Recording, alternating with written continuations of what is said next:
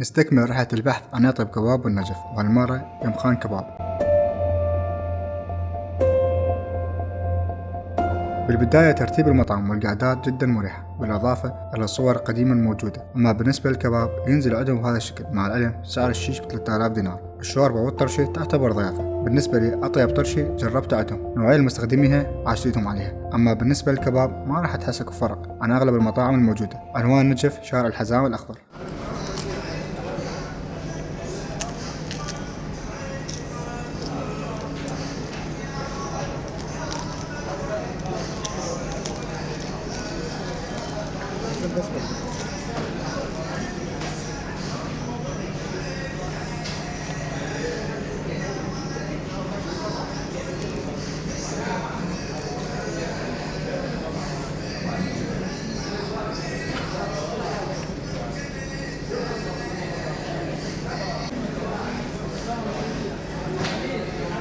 ها شو بس